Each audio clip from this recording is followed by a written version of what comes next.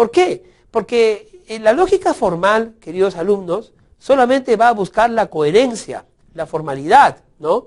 Lo que yo te decía, todos los hombres son mortales, Aristóteles es hombre, Aristóteles es mortal.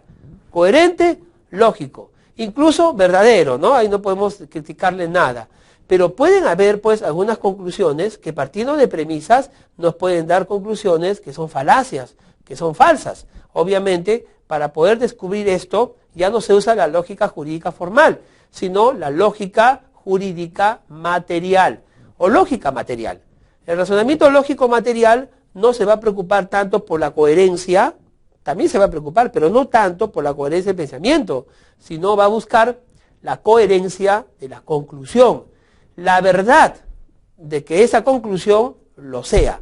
Por eso la lógica material fue muy usada por muchos científicos en el siglo XIX y en el siglo XX, y tiene que ser usada por nosotros también en este siglo XXI, y quizás seguirá siendo usado por aquellos que lleguen al siglo XXII. Porque se trata, ¿no acaso en el poder judicial o en la abogacía, no se trata acaso de buscar la justicia? ¿Ah? ¿No se administra justicia? ¿No existe para eso todo un sistema de justicia donde el proceso trata de buscar la verdad? Pues de eso se trata justamente. Vamos entonces a explorar un poco de estos pensamientos lógicos. Vamos a la siguiente diapositiva. Lógica formal. La lógica formal estudia las condiciones para que un pensamiento sea correcto. Se subdivide en el estudio del concepto, juicio y raciocinio. Ojo, mira, es importante entender esto. La lógica formal entonces, ¿no? Repetimos, estudia las condiciones para que un pensamiento sea considerado correcto. No verdadero, sino correcto, que cumpla la formalidad en la coherencia, ¿no? Del silogismo. Se subdivide, por ejemplo, en estudio del concepto, el juicio y el raciocinio. El pensamiento correcto, ojo, el pensamiento correcto será aquel que está de acuerdo con su propia estructura, con las leyes de la razón y es congruente consigo mismo. No necesariamente verdadero, ¿no? No necesariamente que sea verdad, sino que es correcto en el sentido, primero, que esté de acuerdo con su estructura, o sea que la premisa mayor guarde coherencia con la premisa menor y con la conclusión, y que sea congruente consigo mismo. Eso será un pensamiento correcto. Ojo, repito, no estamos hablando de una conclusión verdadera, estamos hablando de un pensamiento correcto. Si esto es así, entonces nosotros podríamos imaginar toda clase de silogismos, podríamos imaginar toda clase de sistemas coherentes y simplemente, ¿no? Si aceptamos la coherencia, podemos llegar a que es un pensamiento correcto. Es precisamente la ciencia, en cuanto a conocimiento, que determina cuáles son las formas correctas y válidas de los raciocinios, pero lo hace, ojo, considerándolos en sí mismos y con prescindencia de los contenidos concretos de los razonamientos, de tal manera que las leyes a aplicar tengan validez para cualquier contenido concreto. La ciencia entonces no se limitará pues a buscar una coherencia. La ciencia, como es un cúmulo de conocimientos, tratará de ir un poco más allá, ¿no? La ciencia en principio determinará cuál es un pensamiento correcto y cuál es un pensamiento válido en el campo de raciocinio, pero también tendrá que precisar si estos pensamientos correctos, estos pensamientos válidos, ¿no? Pueden pasar otras leyes, otras reglas de validez. La verdad a que conduce la lógica formal es una verdad formal, ¿ya?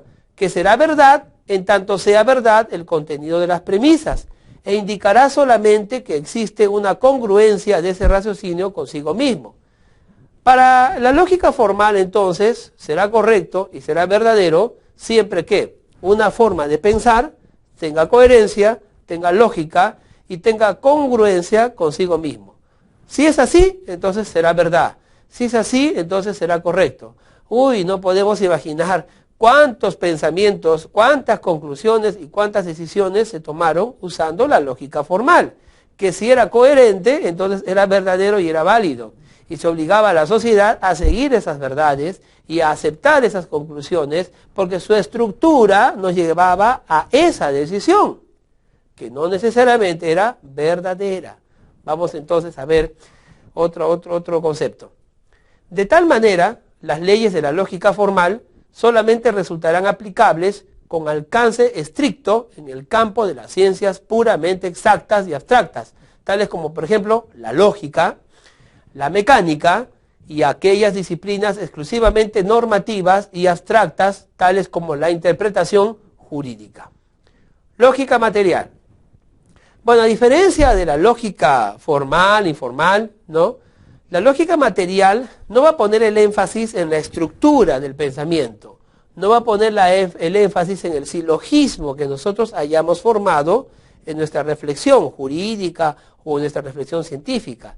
No, la lógica material va a echarle el contenido del sentido común, va a echarle el contenido de la inteligencia, ¿no? Va a condimentar con un poco, ¿no?, de raciocinio extraformal o informal, por eso se llama lógica material, ¿no?